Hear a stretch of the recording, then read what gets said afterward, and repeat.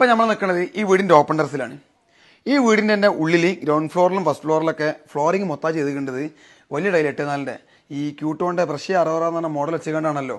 അപ്പോൾ അവിടെയൊക്കെ 4 കൂടി ചേരുന്നിടത്ത് മറ്റേ ഈ ബുക്ക് മാച്ച് വരുന്നുണ്ട്. ഓൾറെഡി ഇവിടെ സ്പേസർ ഇല്ലാതാണ് വിരിച്ചിക്കേണ്ടത്, ഇവിടെ അങ്ങനെ തന്നെ വിരിച്ചിക്കേണ്ടത്. അപ്പോൾ അവിടെ കണ്ട ആ ഒരു 4 ടൈൽ കൂടി ചേരുന്നിടത്തുള്ള ബുക്ക് മാച്ച് കുറച്ച് വലിപ്പമുണ്ട്, ലെങ്ത്ത് കൂടുണ്ട്. അപ്പോൾ ഈ ഓപ്പൺ ടെറസിലേക്ക് വന്നപ്പോൾ ഇവിടെ അതൊക്കെ ചെറിയ ബുക്ക് മാച്ചുകൾ ഒന്ന് ഇവിടെ ഉണ്ട്, ഇതാ 2 ഇവിടെ 3, അതേപോലെ തന്നെ 3 ഇവിടെ ഉണ്ട്. ആ ബുക്ക് മാച്ചിനെ അപേക്ഷിച്ചിട്ട് ഇത് ചെറുതാവാനുള്ള കാരണം എന്താണ്? അത് നിങ്ങൾ തന്നെ പറഞ്ഞാണി. അതായത് ഗ്രൗണ്ട് ഫ്ലോറിലും ഫസ്റ്റ് ഫ്ലോറിലും കൊടുത്തത് 8-4 ടൈലാണ്, വലിയ ടൈൽ ബ്രഷ് 60. ഓക്കെ, അത് 4 ടൈല് കൂടി ചേരുമ്പോഴാണ് ഒരു ബുക്ക് മാച്ച് ഡിസൈൻ കിട്ടുക. ഇവിടെ കൊടുത്തിരിക്കുന്നത് 4x2 ടൈലാണ് ഓപ്പൺ ടെറസിൽ. 2-4 അതെ, 2-4 ടൈലാണ്.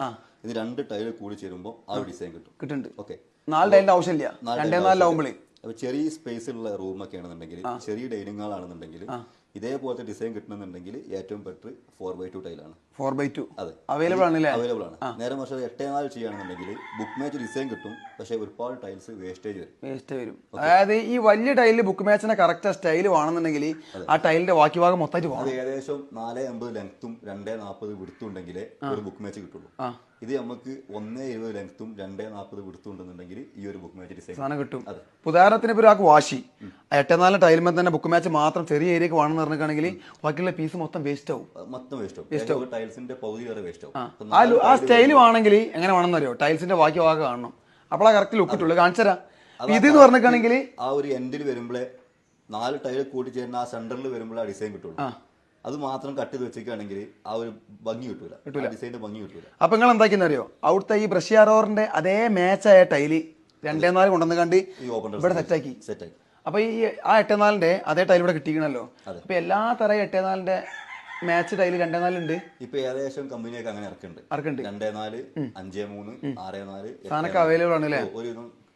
ടൈൽസ് ഒക്കെ അവൈലബിൾ ആണ്. ഓക്കെ, ഈ ബുക്ക് മാച്ച് മോഡൽ 2-4 വാങ്ങി നമ്മൾ സെറ്റ് ആക്കുകയാണെങ്കിൽ സംഭവം സ്റ്റൈലായി മാത്രമല്ല ആ 8-4 അതേ പൈസ വരില്ലല്ലോ. ഇല്ല, പകുതി വരെ പൈസ കുറയാ. ഉള്ളിലൊക്കെ എന്ന് പറഞ്ഞാൽ 4 ടൈൽസ് വെച്ചപ്പോഴാണ് ബുക്ക് മാച്ച് വന്നിട്ടുണ്ടത്. ഇവിടെ 2 വെച്ചപ്പോൾ ഇതിപ്പോ 2-4 പീസ് കേട്ടോ. ഇവിടെ തൊട്ടുകാണ്ട് ഇവിടെ വരെ 2 വീതി, ഇവിടെ നിന്ന് ഇങ്ങോട്ട് 4. അപ്പൊ ഈ ഒരു പീസ് വെച്ചപ്പോ തന്നെ ബുക്ക് മാച്ചിന്റെ ഒരു ഈ കഷ്ണം പകുതിയായി.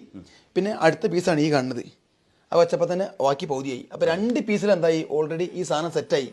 4-8 ഇതാ ഈ കാണുന്ന ജോയിൻ ഉണ്ടല്ലോ, ഇങ്ങനെ ഈ പ്ലസ്സിലാണ് സാധനം വരിക. ചെറിയൊരു മൂലയിൽ മാത്രമേ ഉണ്ടാവുള്ളൂ അല്ലേ അയിമേല്. പക്ഷെ 2-4 അതിന്റെ ആവശ്യമില്ല കേട്ടോ.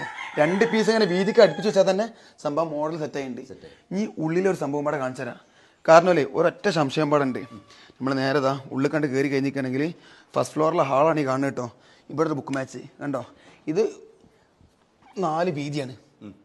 ഇവിടെ നിന്ന് അങ്ങോട്ട് 8 ഇതാ ആ മൂല വരെ വരുന്നുണ്ട് കണ്ടോ. അതിന് ഈ ടൈൽസ് മേലെ ഈ മൂലയിൽ മാത്രമേ ഡിസൈൻ ഉള്ളൂ. ഈ ടൈൽസുമത്തെ ഡിസൈനാണ് ഈ കാണുന്നത്, ഈ ടൈൽസിന്റെ ഡിസൈനാണ് ഈ കാണുന്നത്. അങ്ങനെയാണ് ഈ സാധനം വന്നിക്കേണ്ടത്. ഇത് കുറച്ച് വലുപ്പമുണ്ടല്ലേ? പക്ഷെ ഇവിടെ നിങ്ങൾ എന്തുകൊണ്ട് സ്പേസർ കൊടുത്തില്ല?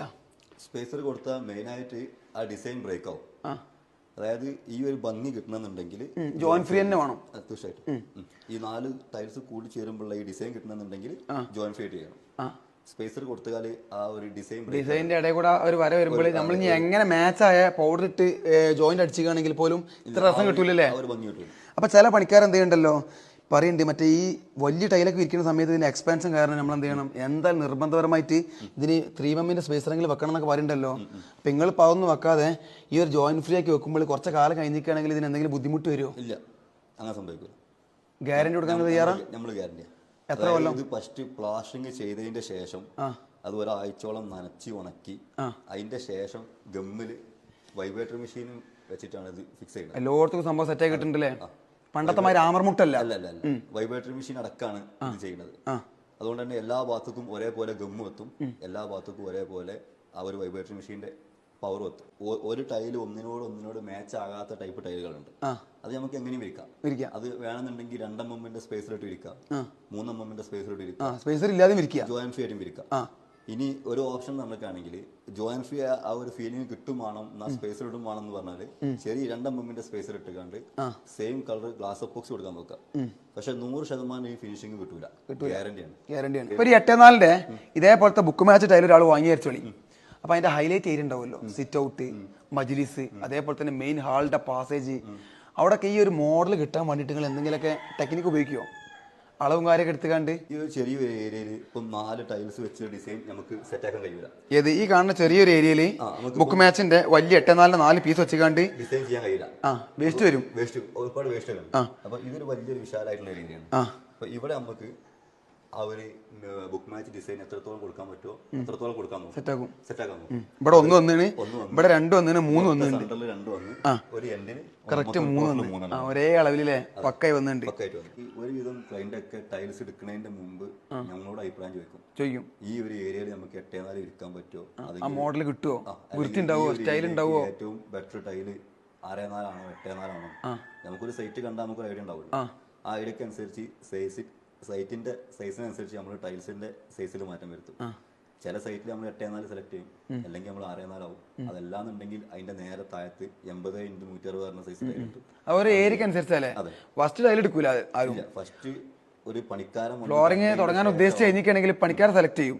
ഇത് നമ്മൾ ഡിസ്കസ് ചെയ്തുകൊണ്ട് ഒരു ലെവലിൽ എത്തിച്ചിട്ട് മാത്രമേ എന്ത് ചെയ്യുള്ളൂ.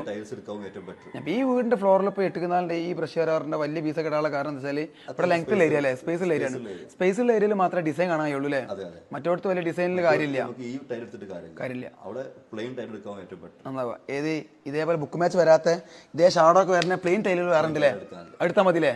ഓക്കെ, ബുക്ക് മാച്ച് വരണമെങ്കിൽ എന്ത് ചെയ്യണം, സ്പേസ് വേണം. നമുക്ക് ബുക്ക് മാച്ച് വരുമ്പോൾ മിനിമം 4 ടൈൽസ് കൂടി ചേരുന്ന ഒരു സ്പേസ് കിട്ടിയാലേ നമുക്ക് ആ ഡിസൈൻ കൊണ്ടുവരാൻ പറ്റും. അതിന്റെ അളവ് എങ്ങനെ വരിക എന്ന് പറഞ്ഞ്, അതിന്റെ അളവ് വരിക ഏകദേശം 2.40 വീതിയും 4.50 ലെങ്ത്തും ഉണ്ടെങ്കിൽ നമുക്ക് ഈ ഒരു ഡിസൈൻ സെറ്റ് ചെയ്യാൻ പറ്റും. ഇനി അതിലും കുറഞ്ഞ ഏരിയ ആണെന്നുണ്ടെങ്കിലും കുഴപ്പമില്ല, 2.40 ലെങ്ത്ത് വരുന്നിടത്ത് നമുക്ക് കുറച്ച് കട്ട് ചെയ്ത് കൊടുക്കാം. ഇത്രത്തോളം നമ്മൾ എക്സ്പ്ലെയിൻ ചെയ്ത സ്ഥിതിക്ക് നിങ്ങളെ നമ്പർ ഡിസ്പ്ലേമേ കൊടുക്കുന്നുണ്ട്, ഇഷ്ടമുള്ളവർ വിളിക്കും, നിങ്ങൾ സംശയം അതിന് ഉത്തരം കൊടുക്കണം. ഓക്കെ, അതിൻ്റെ